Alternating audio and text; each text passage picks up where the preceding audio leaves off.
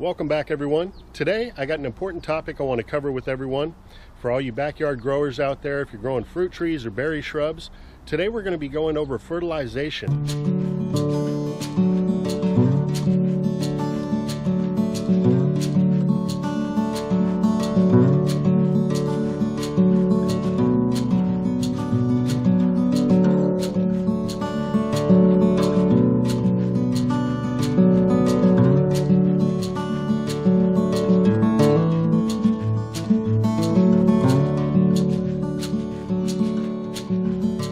We're going to be talking about fertilization. When's the best time to fertilize? How often should you fertilize? And what's the best fertilizer to use? Now, if you've been watching this channel for some time, then you're aware I haven't gone over this topic all that much. There's some reasons for that I want to share with you. One being, I'm really into creating natural soil fertility. I like to aim to go beyond organic gardening and create a natural self-sustaining model. One of the best ways to do that is to bring in the mulch into your garden, whether it's wood chips, leaves, broken down grass clippings, and also doing some chop and drop. Both of these things are going to help build soil fertility. It's going to bring that nutrition, the minerals to the plants, and require that you fertilize quite a bit less. One of my favorite plants for doing chop and drop is the comfrey. Now, the comfrey is growing all throughout my backyard food forest, and the reason why this plant is such a good chop and drop is because it has a very deep taproot, can go down about 10 feet, and it mines those minerals and nutrients from deep down below the soil surface where your average fruit tree and other plants growing in your garden are unable to reach. It brings that nutrition into the leaves, so when you chop them and you mulch around your plants, you're essentially feeding the plants those deep down minerals and nutrients. Another technique I like to employ that's an in-house closed loop part of my system is to create worm castings here on site. Now, I've got a bathtub worm bin that creates an enormous amount of worm castings. You can use all sorts of different materials to create a bin. And just by feeding those worms our leftover kitchen scraps, some of the plant matter that I chopped from the garden, we're able to create some high quality worm castings that can be fed directly to your plants just at the base. Or even better yet, you can make a compost tea where you aerate the compost with some non-chlorinated water for a 24-hour period. And you're going to proliferate the microbes, which are really good for the soil, breaking down organic matter, creating a nice humus soil. And also, you're adding in the nutrients from the worm castings. And I also like to add liquid kelp into my compost tea brew, which adds some minerals. So that's a really low-cost way to continue to add soil fertility and save you a bunch of money. How you doing over there, sweetie? Oh, good. I am enjoying looking the flowers of your trees. So as you can see over here, I've featured this in many videos, but we've got the Santa Rosa plum and also the Flavor Grenade pluot side by side, about 1.5 feet apart. This is a 2-in-1 planting, and just look at the blooms we got on this tree. This tree has only been fertilized with a granular store-bought fertilizer one time over the last 8 years, and you can see the production here. So soil fertility really comes into play, which, by the way, a great idea would be to do a soil test if you're wondering what your soil might be deficient in and what elements that you may need to feed your fruit trees and shrubs in order to get the best productivity. Yet another important consideration when it comes to fertilizing is the age of the fruit tree or berry shrub. Now, when you first get to planting, you put a bare root fruit tree in the ground, you're going to want to avoid doing any fertilization. The reason for that is the young tender roots on the bare root are susceptible to getting burned by the fertilizer. So many folks, such as myself, would recommend not fertilizing for the first 2 to 3 years after planting either a fruit tree or a berry shrub. And that's a great way to go. That's also going to save you a bunch of money. But once you get these more mature trees like you see here, again, 8-year-old tree here, 8-year-old tree here, these trees have been in the ground long enough now that this whole time they've been taking up the elements they need to produce some nice lush growth with a lot of fruiting and budding wood. And so at this point it can be a good idea to give it a boost and add in some fertilizer. So what kind of fertilizer should you be using? Well, when you go to the store, you're going to have a couple different options. You're going to have a granular fertilizer, which is more of a slow feed, which is what I prefer. Or you're also going to have soluble fertilizers, so a liquid fertilizer that you're going to dilute in water and feed the plant, which is going to just hit the plant immediately. You're going to get that immediate boost but it's not going to feed for quite as long. So you're going to be using less of that, and you're going to be fertilizing more often.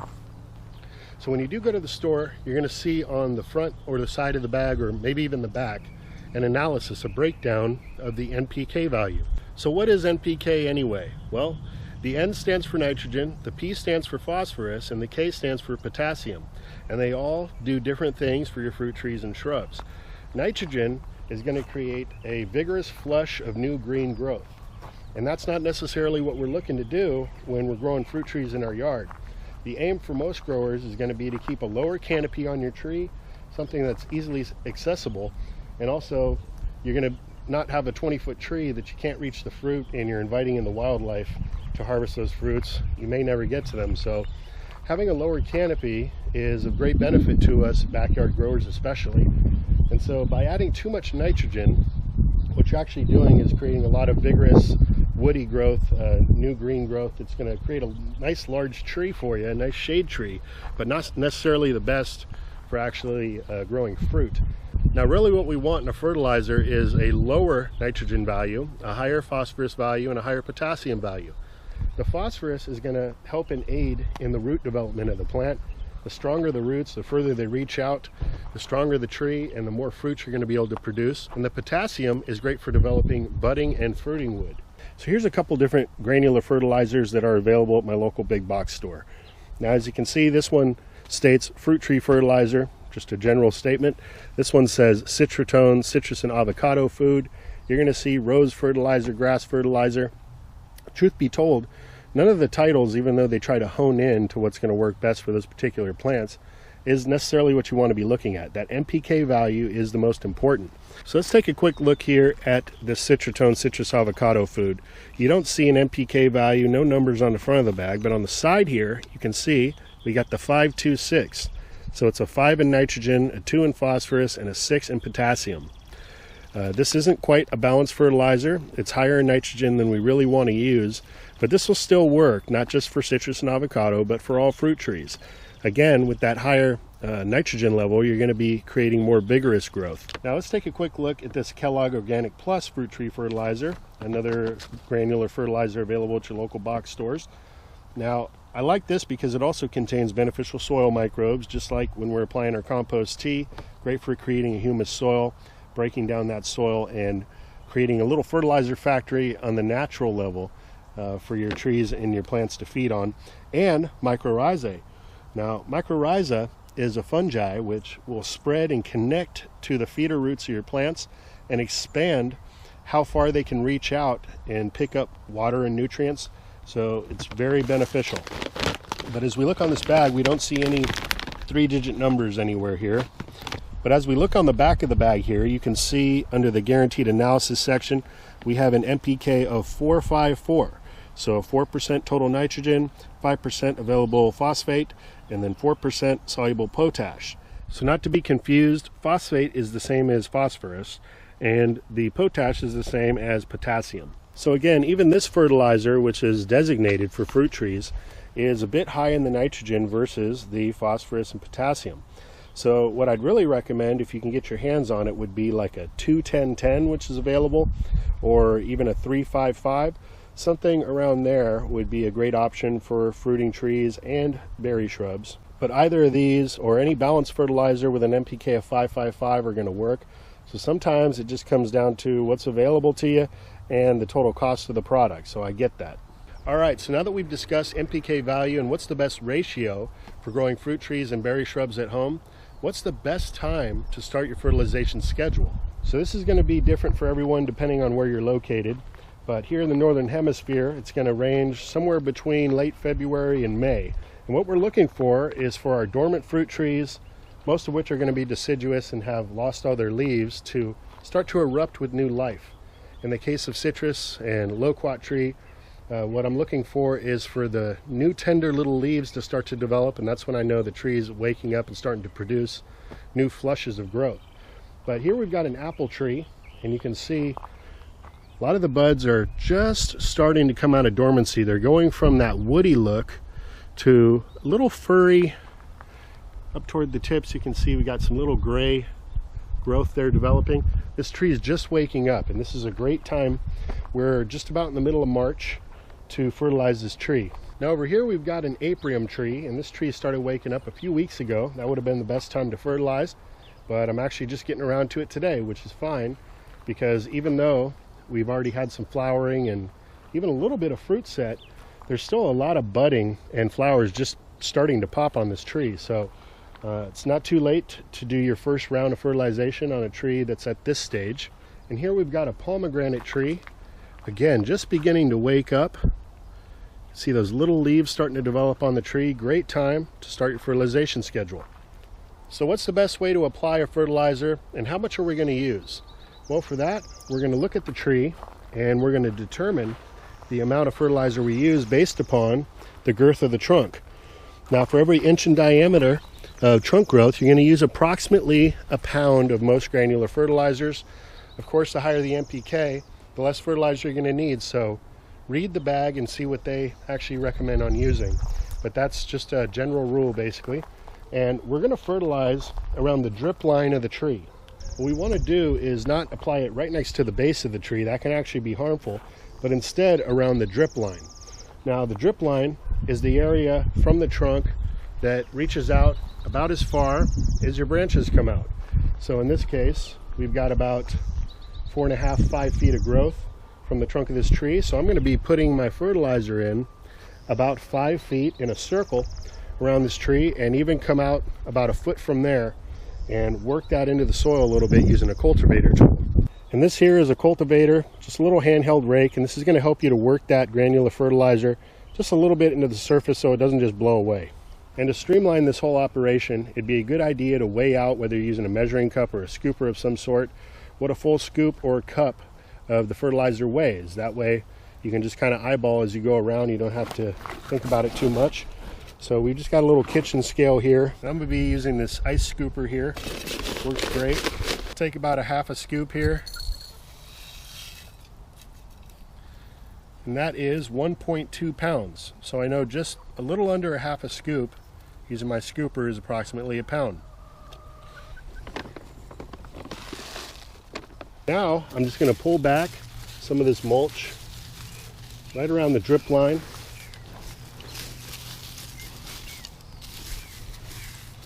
And a little beyond.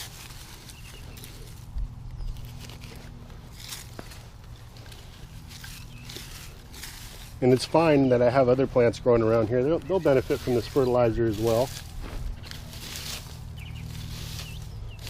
Now this tree here has been in the ground for several years. Has about a 5.5 inch diameter trunk. So we're going to be adding in about 5 pounds of fertilizer. Now as you do this, I recommend erring on the side of caution. It's always better to add less fertilizer than too much. Too much fertilizer can be detrimental to your plants. So if anything, save yourself a little money and add a little bit less. So if a full scoop is around 2 pounds, we're going to add 2.5 scoops.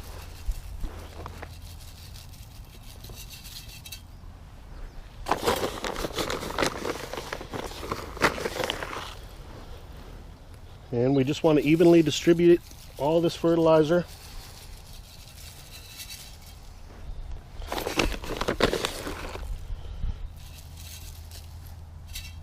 Now we're just going to work that in to the surface a little bit, that cultivator tool.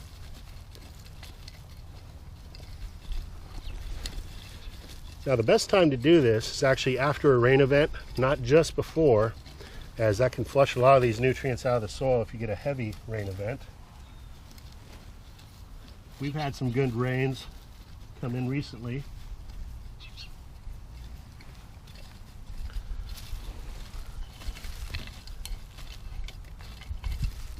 Now I'm just going to put that mulch right back over where we just fertilized. And that's all there is to it. Just took a couple minutes. The tree's now fertilized. If you want, give it a little bit of water, just to help seep some of that in immediately. So now that we've done our initial fertilization here as the trees are just beginning to wake, how many more times should I fertilize the trees or berry shrubs throughout the season? Well, as a general rule, about 3 times a year is good, every 2 months or so. So I just did my first feeding here in the middle of March, so I'll do it again in May, and then towards the end of June, early July. Now, you want to avoid doing fertilization late summer. The reason for that is you don't want to create too much new growth as you get towards the end of summer and temperatures start to cool down, because the new growth is the most tender. And as you enter into fall and winter and you start to get into the lower temperatures, that can create some damage for the tree. So there's really no point in fertilizing at that point. Besides, you've already created all the fruiting bud and flowers for the year. So over here I've got an aronia berry shrub. Now this berry is a very powerful, high in antioxidant fruit. Actually 3 times the antioxidants as blueberries, which is why I choose to grow it in my garden over blueberries. There may come a day, but they're just so low maintenance, prolific, and because of that nutrient quality, I love growing the aronia berries. It's an acquired taste. Some folks don't like it, but if you can add them into a smoothie, that's one of the best ways to consume the berry. Just makes a whole shake turn purple if you don't have too many greens in there, and it's just definitely delicious. So you're never going to get as large a diameter as with the fruit trees, so I go off a couple different things, and that is the spread of the plant and the age of the plant. But for most berry shrubs, unless you got a really large plant, a couple cups is going to be adequate. But again, refer to the back of the packaging and read the directions and see what the recommendations are for the fertilizer you're using. But again, I'm not going to apply right at the base of the plant, but I'm going to go at the drip line. So where the furthest branches come out, that's where I'm going to start my fertilization. I'm just going to eye out a couple cups.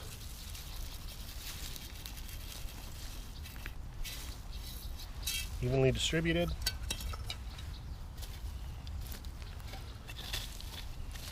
Lightly scraped into the surface. Don't want to damage any roots.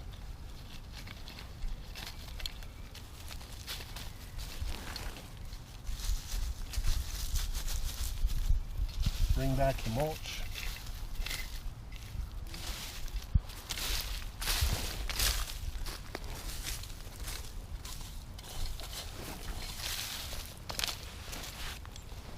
Now I'm going to go ahead and water this fertilizer in a bit on both the berry shrubs and the fruit trees.